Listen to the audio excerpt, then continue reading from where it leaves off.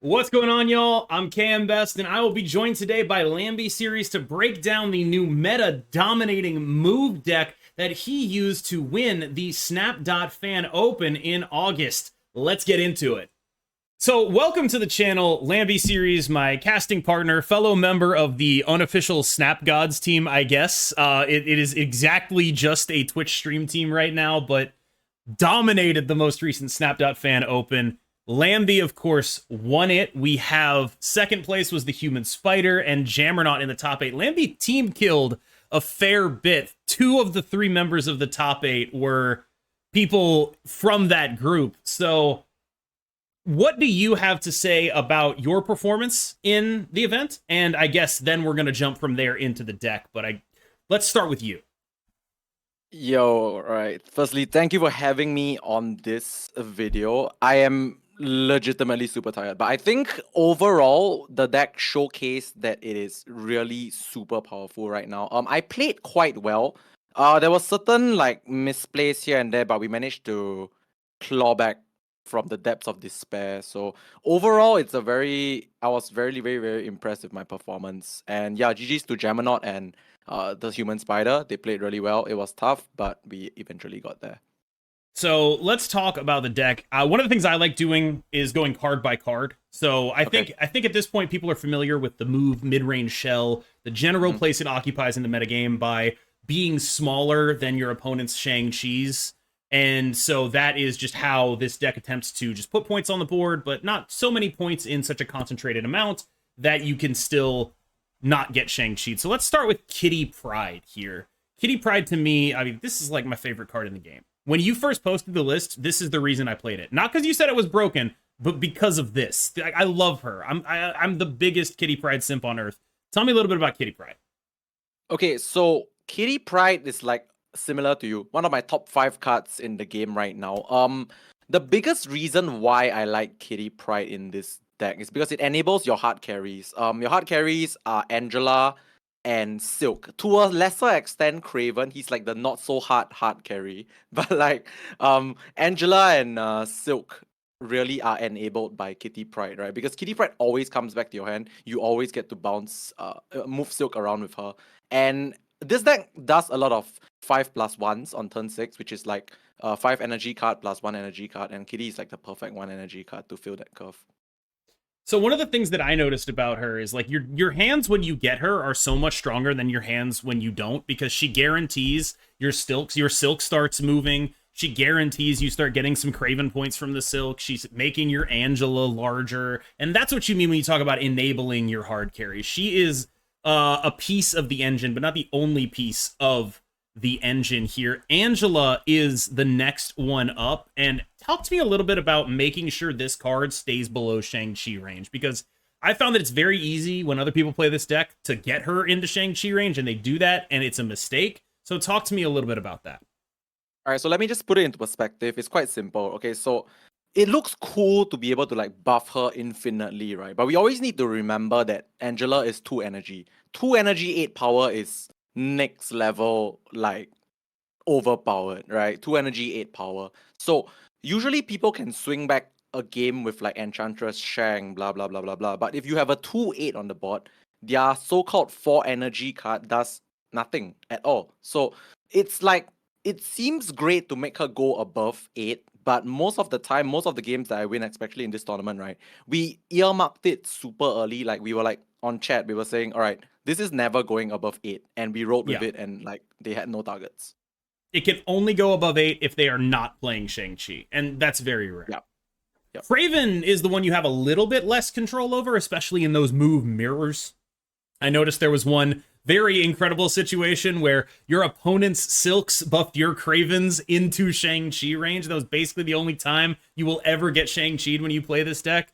Craven is, to me, he's always struck me as budget Angela, where he's just like, he's like Angela, but he scales with what your package is doing, and he's a lot less likely to actually get to Shang-Chi range, but he's like a 2/4, a 2/6, a 2/8. That's just good enough. Am I incorrect on any of those assessments? You are almost absolutely correct, because I feel like Craven is that one card that needs the most like other things to make him good, right? Like with Yeah. Angela, any low cost card, she's good. With Silk, she's just 2/5, right? Enables Miles, makes Craven better, gives you space for Angela. Craven is that one card that is good when you draw well. When you draw bad, you kind of wish he's just never there. But like I feel like with the meta shifting maybe more towards this deck, Craven will just be like a floating like deterrent for your opponent to jump Silk there. So Yeah. I mean, the mirrors are something I do want to talk about because the mirrors are like very hard to navigate. And I think a lot of it seems to come down to like, do you have the Craven? Do you have the Miles? Do you play Captain Marvel second? So I guess we're just going to skip entirely past Jeff. There's no point talking about him. Everyone knows why you play Jeff. He's just really, really Jeff good. is worth like 10,000 tokens, man. Anyway. Yeah, like you play Jeff. He goes in the deck. Let's talk about Silk, who is your move enabler. Stats on Angela, stats on Craven, Miles costing 1, just all around phenomenal card. Yes, she's a 2/5, but honestly, I feel like you'd play her even if she wasn't. Yep. So, firstly, let's address the number one question on every single one of my streams. Is Silk replaceable in this deck? No. No. She's not, No, sadly. not even close. You don't do it. I'm sorry. It's the engine. Yeah, like Jeff is even more replaceable than Silk in this deck. Okay, but a bit about Silk. I feel like the number one thing we need to get used to Silk is turn 6. We need to know that the last card you play in the Silk lane will make Silk not be in that lane. I know it's gonna be like intuitive to some people, but like you'll be surprised how many times priority matters, right? Like the last card you play, if you don't have priority.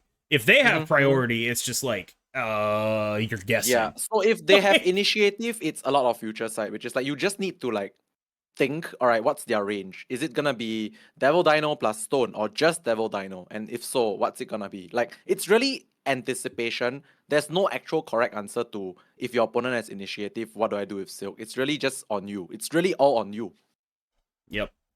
And the next, I mean, to me, this card is, I'm not going to say it's like the best card in the deck, but it's really close. Like this God, I love is, this card. if you, like, I don't think people understand just how much better this deck got with the new Spider-Man and the addition of new Captain Marvel. Like, this was a deck that existed, but new Spider-Man is just, like, it goes in everything. It's just insane. Why is it a 3/5?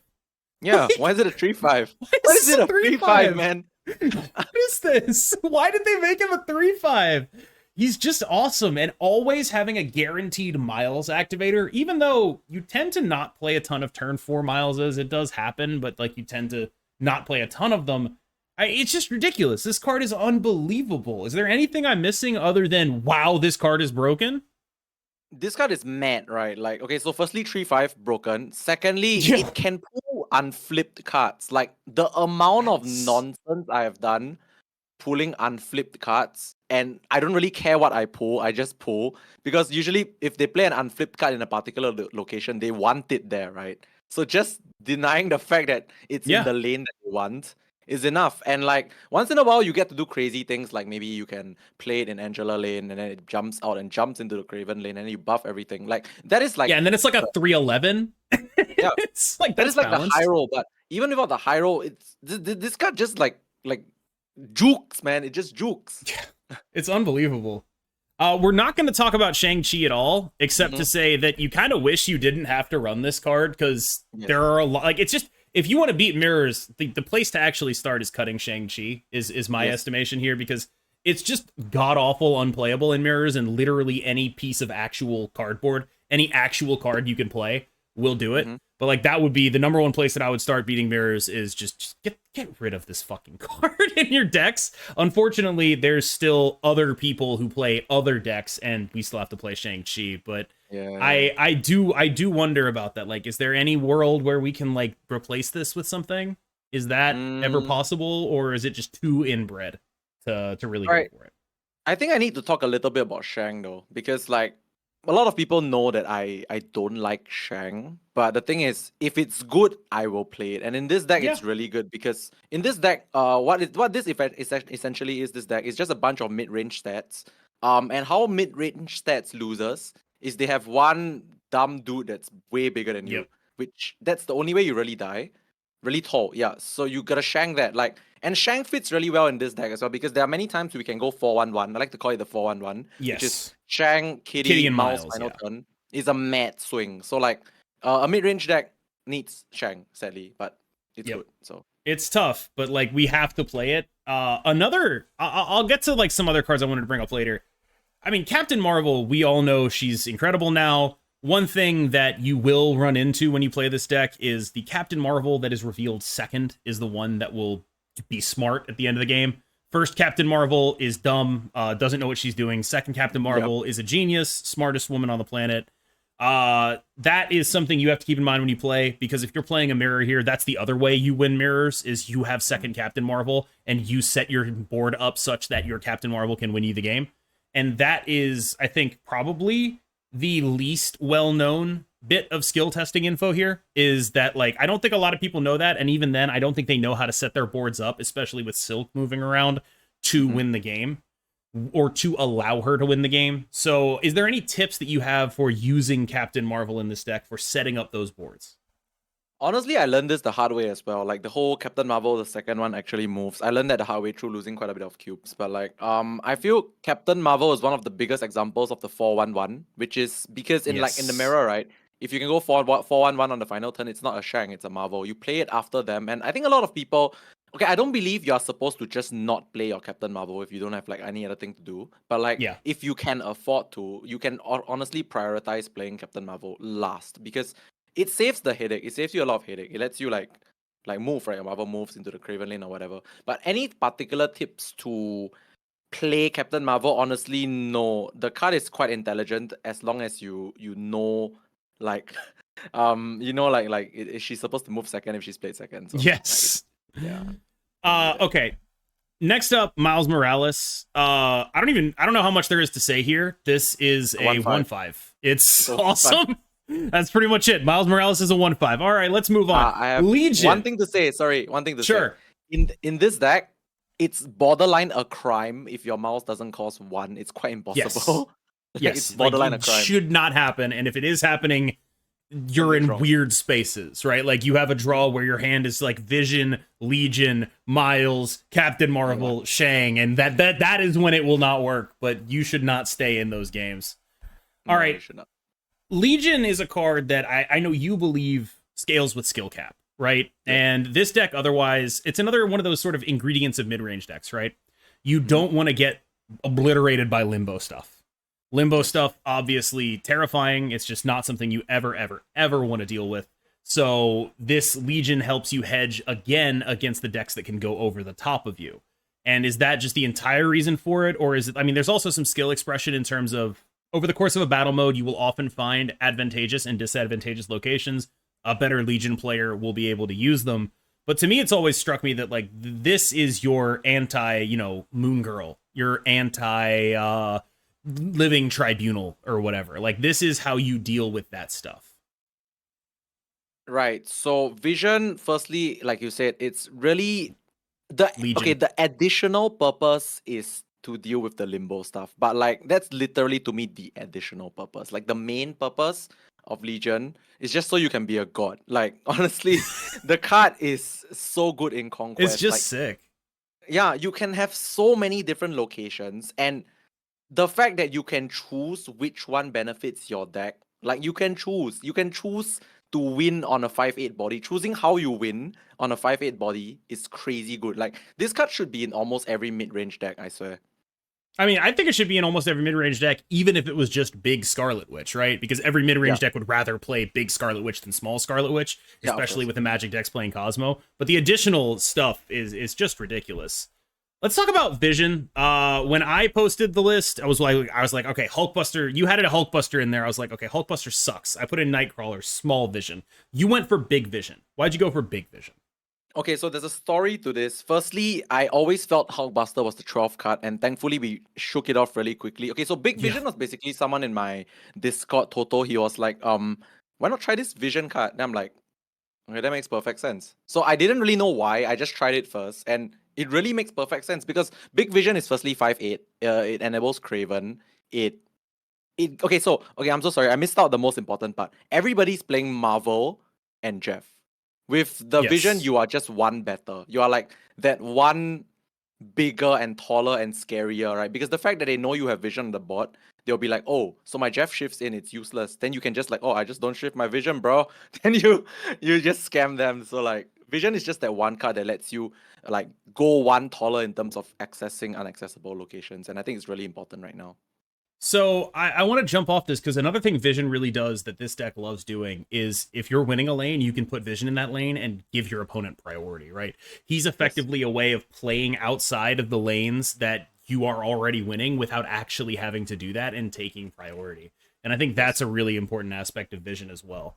So next up, the most controversial card in Marvel Snap, America Chavez. For the record, not controversial. Play America Chavez when you're playing Kitty, especially in a deck like this that scales so hard with it. You gotta.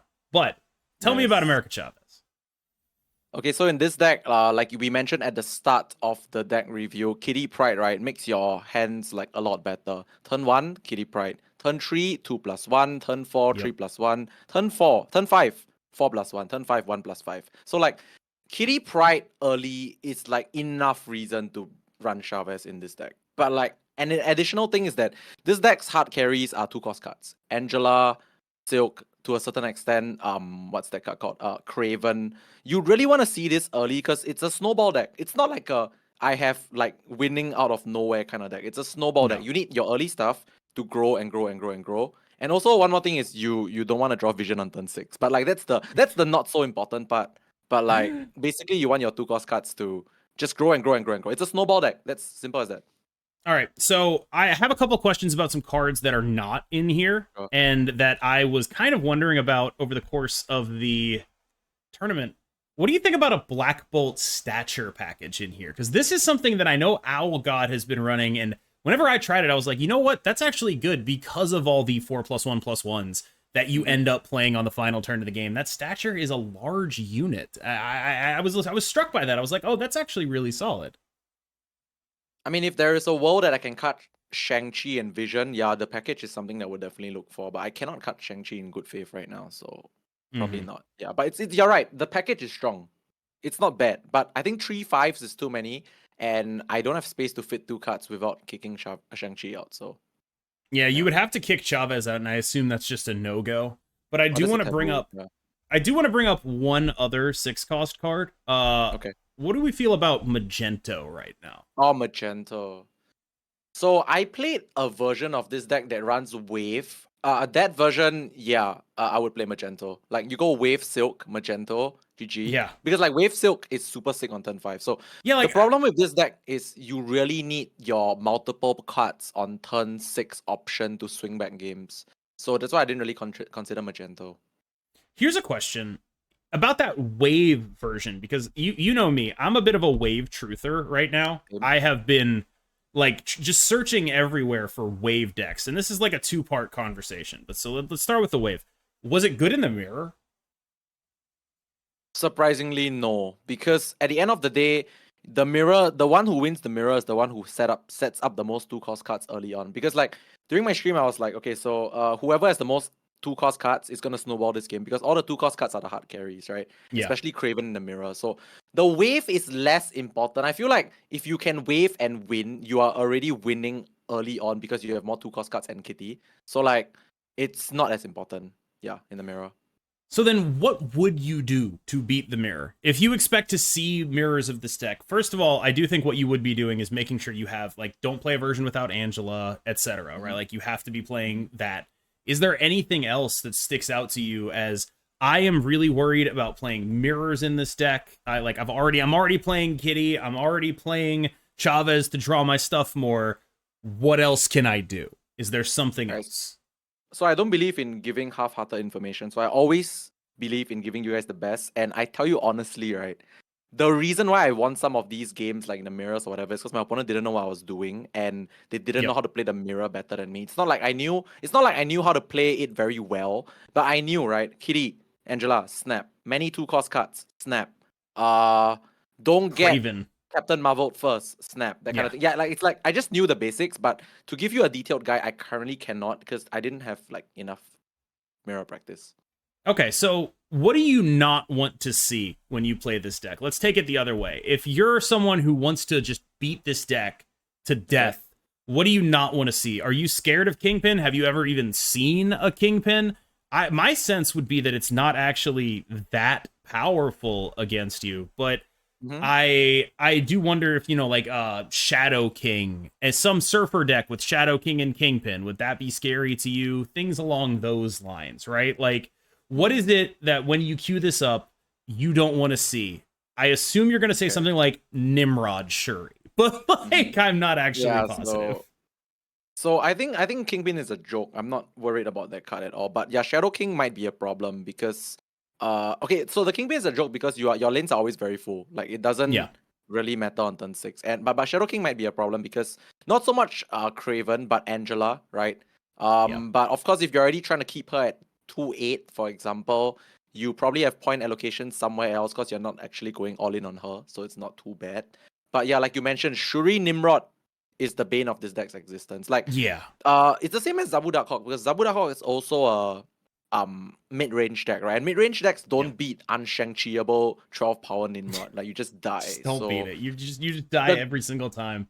Good thing about why Zabu Darkhawk and this deck are top tier right now is because Shuri Nimrod does lose to itself very often. It's not exactly the most consistent deck ever, so we're in a good spot. Shuri Nimrod is not consistent, thank God.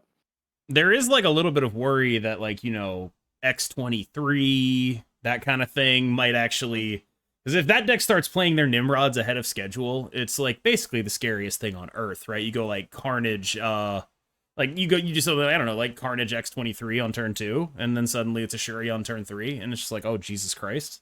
Like that is definitely something that I'm keeping my eye on in the context of these sort of mid-range decks that die to things that can't get Shang-Chi'd. So it's definitely an interesting situation. Is there anything else that you're scared of seeing? No. Honestly, when I played this tournament today, every matchup I played that wasn't anything to do with a destroy deck. Like my scariest matchup was literally a Phoenix Force deck. Like I was like, oh my god. Like outside of that, everything else was very handleable. I didn't meet a single Shuri Nimrod. Good thing. So yeah, this is just top tier engine of the meta right now. It's really good. So I do want to ask about 2 specific matchups that I watched on stream. The first one is the Darkhawk matchup against Jammernaut, because we've been talking this whole time about like how good this is into Darkhawk, and that was, with all due respect to both players, I felt that after that 8-cuber in the second game, it was Jammernaut's series to lose, and you played very well to pull it back, but it just did feel like there are a couple different decisions, and he would have still been able to pull that off. Is it as good of a matchup? Like, how it's favored, but like, how much are we talking about there? Okay, so honestly, right, that matchup, if I'm like playing properly, I don't lose that matchup. Like, if things don't go to shit, I don't lose that matchup. So firstly, that 8-cuber that I lost to Jammernaut, it was on my stream as well. We literally called the losing play 2 times, but I think I was too tired. I still made the losing play after saying that was the losing play. It's like, we died to this, and I did the thing that died to that. Like, we knew on the spot. So I was really pissed. Like, one of the few times I was really pissed at myself was that game, because we knew we died to exactly that, and we just did it. So, but honestly, that matchup is super free. I learned that like through practice, because they have 2 dead cards, at least 2, Shang-Chi and they got nothing to do with it, right? If they played stuff like Spider-Ham, it hits nothing. I was afraid of his Luke Cage more than anything else, because Luke Cage lets you win weird locations sometimes. So I was really afraid of his Luke Cage. But no, the moment they miss Zabu, right, you cannot lose that matchup. Or even if they hit Zabu and don't have like Rock Slide or whatever, it's super cool. I do think that there was a lot of just like, oh wow, that's Zabu in a Rock Slide again. Like there was a lot of that. And I also wanted to bring up the Human Spider Thanos matchup in the finals. That one ended up being very, very close. I would go so far as to say that the actual difference was a bluff snap that you made. Like you won by 2 cubes, and you won 2 cubes on that bluff snap. That matchup, it did feel like when they high roll, they are just significantly higher rolling than you are, because you are, on a fundamental level, a fair mid-range deck. And so when they're doing what they do, they're not doing anything fair at all. But between like Spider-Man and Shang-Chi, you can disrupt them enough. in order to keep them on the back foot. How did that matchup feel? Okay, so honestly, I'm kind of glad that I played THS in the final. I really respect the guy. He's a really good player. He's one of the first few people that I practiced with when I started doing like tournaments and stuff. But that matchup, you are right. Lockjaw always scales higher than you. But I had the benefit of, because I was that original Thanos Lockjaw guy, right? I knew exactly what he was trying to do. Like, there was at no point in time I had no at every point in time I knew exactly what he was trying to do. It's just whether I could beat it. Like, if you watch the games, I knew exactly what he was trying to do. So that's the good part. But I think that matchup might be a bit close for my deck and his deck. Because like you said, he always goes higher than you. And he even has wave, right? Yeah, so, the wave, like, there's just a lot of stuff in there where it's like, if they pull off what they want to pull off, we do actually just die. Like, if they get like a free death along with a wave on turn 5 or whatever, it's like, all right, you got me. Like, it's definitely an awkward situation. Yeah. So the bluff snap I want to talk a bit about, because I mean, that was a Thanos snap reader. Like, that was just like, you figured that because he was doing nothing, you were like, all right, I got this, right? That was mainly because I just felt he was weak there, and like, yeah, I think I would have snapped anyway if I drew a playable card on turn 3, but because I didn't draw a playable card on turn 3 after the Angela, I felt like if he stayed, I die no matter what, so I couldn't afford him to stay. Yeah, and I also do want to say, THS was actually on Thanos Lockjaw before a lot of people. I think he was on it before you were, actually. He was one of the January people who popularized it. He's an OG, a Thanos Lockjaw player. But yeah, but like, this is like that matchup to me was like the first time I've looked at this deck and been like, oh, it's really not prepared for like something of that magnitude in terms of just like when they high roll. It's just a question of if they high roll enough and if they extract enough value from the snaps, right? Like, that was a matchup where I was definitely not very confident in what we were doing here. Mm-hmm. All right, Lambyseries, do your plugs. All right. So once again, thank you to KM Best for having me on this. You'll be seeing myself and KM more often, like in the weeks to come. Trust me, we'll be doing stuff together. But anyway, also once again, shout out to THS and Gemini.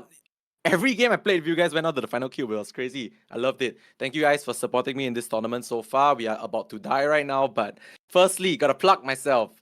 Follow me on Twitter at twitter.com/LambySeriesGG, on Twitch at twitch.tv/LambySeriesTV. And there's like a few more, but I cannot remember the URLs.